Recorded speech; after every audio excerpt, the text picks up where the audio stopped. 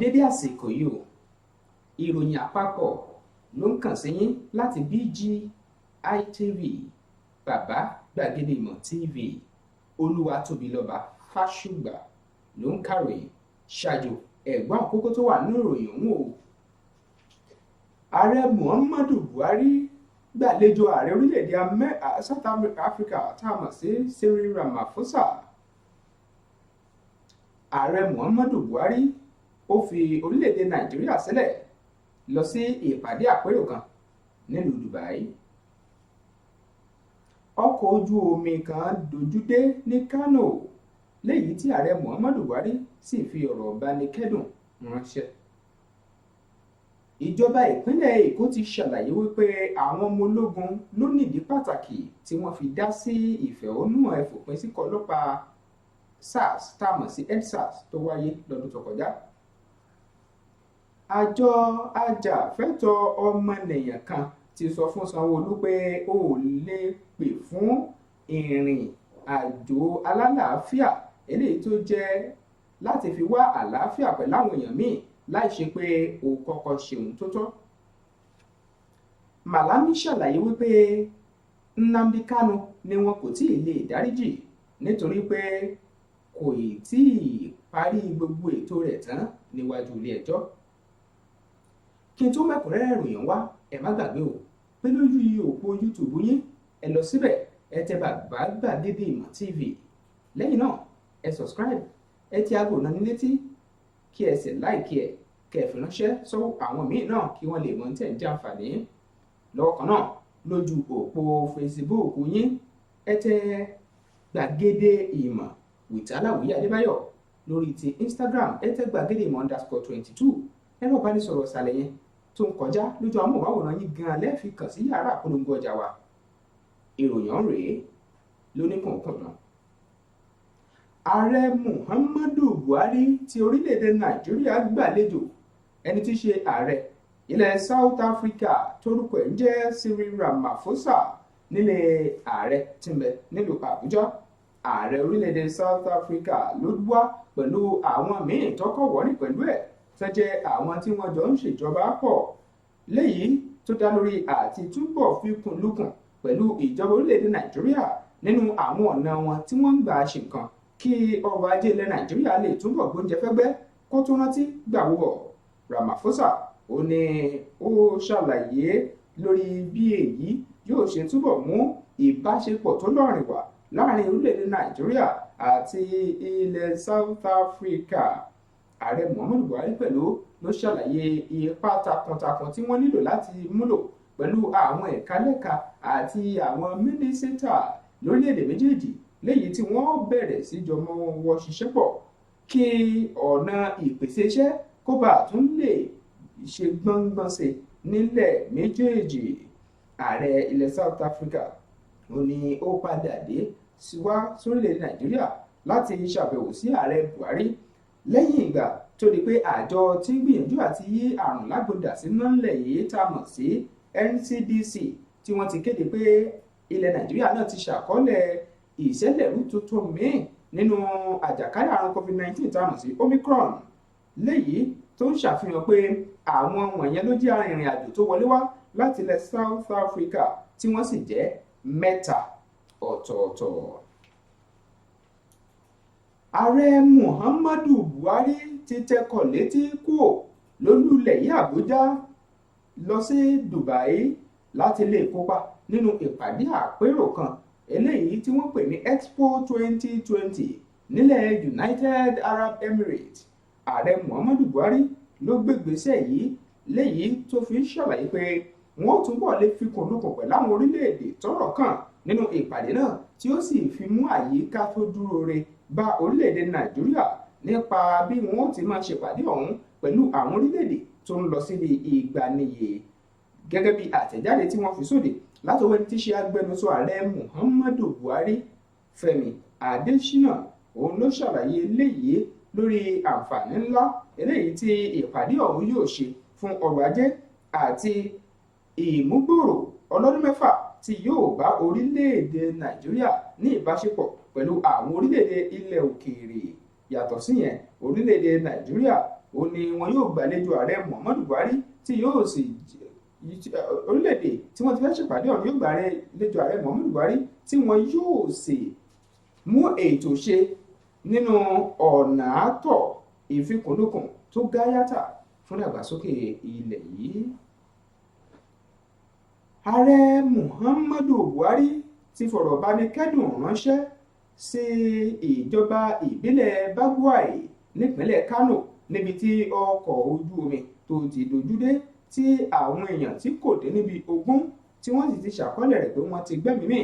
ààrẹ Muhammadu Buhari ló wá fìdánilójú hàn dé fún ìpínlẹ̀ náà pé àwọn yóò ṣe àtìlẹ́yìn tó gbọngbọ́n fún ìpínlẹ̀ Kano láti rí dájú pé wọ́n rí àwọn tó kù tí wọ́n wà nínú ìjàmbá ọkọ̀ ojú omi náà.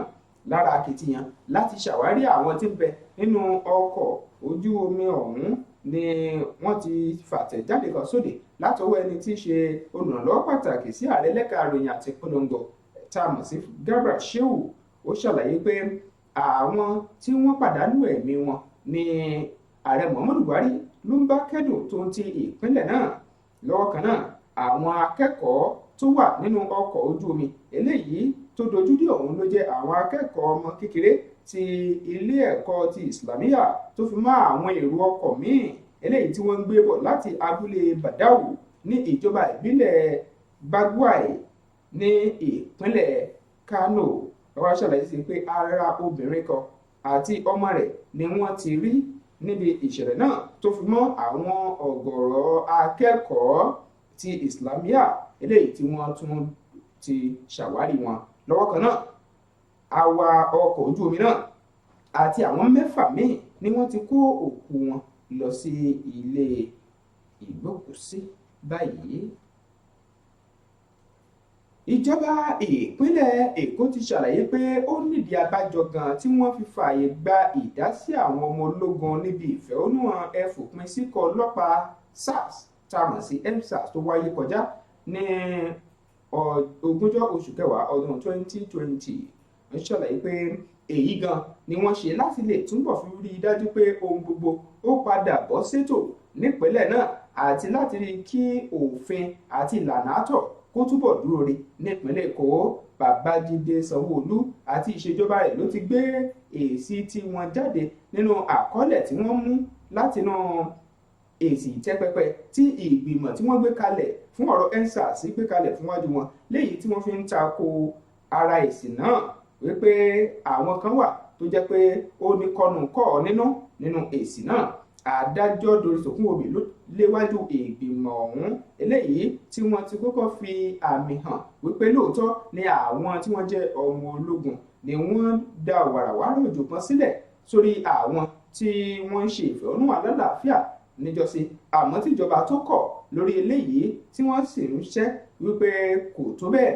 nínú èsì àgbéta àgbìmọ̀ náà ni wọ́n ti ní kò dín ní èèyàn 9 eléyìí tí àwọn ọmọ ológun tí wọ́n ṣekú pa níbi ìfẹ̀hónúhàn ẹnu ìloro Lẹ́kì tó wáyé kọjá lọ́dún tó lọ.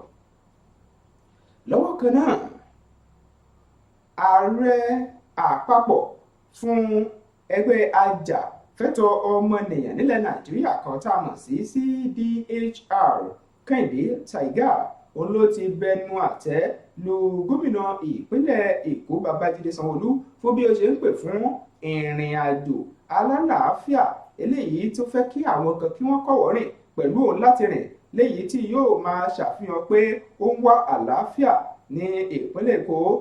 àjọ ajàfẹ́tọ̀ ọmọnìyàn ọ̀hún ló ń sọ wípé kí gómìnà ìpínlẹ̀ Èkó kó ṣe bẹ́ẹ̀ kó kọ́kọ́ ṣe ojúṣe rẹ̀ náà nígbà náà ló tó lè rí àwọn èèyàn tí wọ́n dá lóhùn fún ìbéèrè rẹ̀. adarí àjọ CDHR òun ló fi àtẹ̀jáde tí wọ́n buwọ́lù ọ̀hún sóde níbẹ̀ ló ti ṣàlàyé pé láìsí ìdájọ́ òdodo ohunkóhun míì kò ní lè wáyé. ó fi kún síwájú sí pé gómìnà ń nílò láti tètè ṣe ohun tó tọ́ fún àwọn tó fara gbá níbi ìfẹ̀hónúhàn ẹfòpin sí ikọ̀ ọlọ́pàá SARS àti kó lè dájú pé ìrètí táwọn èèyàn ti pàdánù nínú ìjọba ó padà di ọ̀tun nípa ṣíṣàmúlò ohun tó yẹ. lákòótán agbẹjọ́rò àgbà fúnjọba àpapọ̀ ilẹ̀ Nàìjíríà tó tún jẹ́ mínísítà fẹ́ka ètò ìdájọ́ Abubakar Malami ó ti ṣàlàyé wípé adarí ikọ̀ tó ń pè fún ìlú olómìnira Biafra tá a mọ̀ sí IPOB ẹni tí í ṣe Mazi Nnamdi Kanu tí àwọn kan ń pè fún kí ìjọba ó dáríjì ló jẹ́ pé ìpè ọ̀hún ni ó rí gẹ́gẹ́ bí eléyìí tí kò mọ́gbọ́n dání. Malami òun ló ṣàlàyé eléyìí lásìkò tí ó farahàn lórí ẹ̀rọ amóhùnmáwòrán kan. Níbẹ̀ ló ti sọ pé ẹni tí wọ́n wí yìí tí í ṣe Nnamdi Kanu ló jẹ́ pé wọn ò tí ì fìdí ẹ̀ múlẹ̀ tán yányán pé ó jẹ̀bi tàbí kò jẹ̀bi, tọ́rọ̀ ẹ̀ sì ti wà nílé ẹjọ́ léyìí tí ìgbẹ́jọ́ ń lọ lọ́wọ́ lórí ẹ̀ láì ṣe pé wọ́n bá yanjú gbogbo lọ́gbọ̀lọ́gbọ̀ àti ìdájọ́ ilé ẹjọ́ wọn ò lè wá máa béèrè fún pé kí wọ́n dáríjì í. Èyí ni èsì tó fi sóde lẹ́yìn ìgbà tó di pé àwọn àgbààgbà kan láti apá ìlà oòrùn gúúsù ilẹ̀ Nàìjíríà wọ́n lọ sí ọ̀dọ̀ ààrẹ Muhammadu Buhari láti bẹ̀bẹ̀ fún ìforíjìnì kí wọ́n lè tú Mazi Nnamdi Kanu sílẹ̀. Èyí ni Malami ṣàlàyé pé ó jẹ́ ohun tó jẹ́ pé ó kù díẹ̀ káàtó tí kò sì dúró re tó nípa pípè fún fífi Nnamdi Kanu sílẹ̀. Èyí lópin ìròyìn àpapọ̀ afún ti dédé àsìkò yìí. Àmọ́ kí n tó fún yín ní kókó ẹ̀ lẹ́ẹ̀kan sí, ẹ má gbàgbé pé lójú òpó YouTube yín ẹ tẹ Bàbá Gbàgede Ìmọ̀ TV. Lẹ́yìn náà ẹ subscribe, ẹ tẹ àkòrán ní létí kẹ́ẹ̀tún share fáwọn ẹlòmíì. Lójú òpó Facebook ẹ tẹ Gbàgede Ìmọ̀ with Aláwìyé Adébáyọ̀. Instagram yín Gbàgede Ìmọ̀ _22 lẹ́tẹ̀. Lọ́wọ́ ìsàlẹ̀ yẹn ẹ rí ẹ̀rọ ìbánisọ̀rọ̀ tí ẹ fi lè kàn sí yàrá àpolongo ọjà wa. Lọ́wọ́ kan ni a sì mú tí a sì jẹ́ kí ayé mọ tí ẹ̀ ń gbé dání. Kókòrò yàn tún rèé lẹ́ẹ̀kan sí kí n tó máa lọ. Mo ti kà á fún yín wípé ààrẹ Muhammadu Buhari gbàlejò ààrẹ orílẹ̀-èdè South Africa Cyril Ramaphosa. Lọ́wọ́ kan náà ẹ̀rí gbọ́ wípé ààrẹ orílẹ̀-èdè Nàìjíríà tẹkọ̀ létí lólulẹ̀ yìí Àbújá gba ilẹ̀ Dubai lọ. Mo tún mú wá fún yín wípé ààrẹ Muhammadu Buhari fìbánikẹ́dùn ránṣẹ́ sí àwọn mọ̀lẹ́bí àti ará tó fi mọ́ ìjọba ìpínlẹ̀ Kano lórí ìpajúdé ọkọ̀ ojú omi kan. Ẹ tó rí gbọ́ wípé ìjọba ìpínlẹ̀ Èkó ti ṣàlàyé ìdí táwọn ọmọ ológun tí wọ́n fi dá sí ìfẹ̀hónúhàn ẹ̀fòpin síkọ̀ ọlọ́pàá SARS tó wáyé lẹ́sìn. Mo tún mú wá fún yín wípé àjọ ajàfẹ́tọ̀ọ́ ọmọnìyàn CDHR ké sí Sanwó-Olú láti ṣe ń tọ́tọ́ kó tó máa pè fún ìrìn àjò láti wá àlàáfíà. Lọ́wọ́ kan náà mo kà á fún yín pé Malami ó ní kò í ṣe ohun tó bọ́gbọ́n mu láti béèrè fún ìtúsílẹ̀ àti ìforíjìnì fún Nnamdi Kanu nígbà tí ọ̀rọ̀ ẹ̀ ṣì wà nílé ẹjọ́. Èyí lópin ìròyìn àpapọ̀ wa fún ti dédé àsìkò yìí. Olúwatóbilọ́ba Fásùgbà ló kàròyìn. Ẹ ṣeun o tẹ̀ ń gbọ́ wa tẹ̀ sì ń wò wá. Ó dìgbà kan náà ká fi lè pàdé.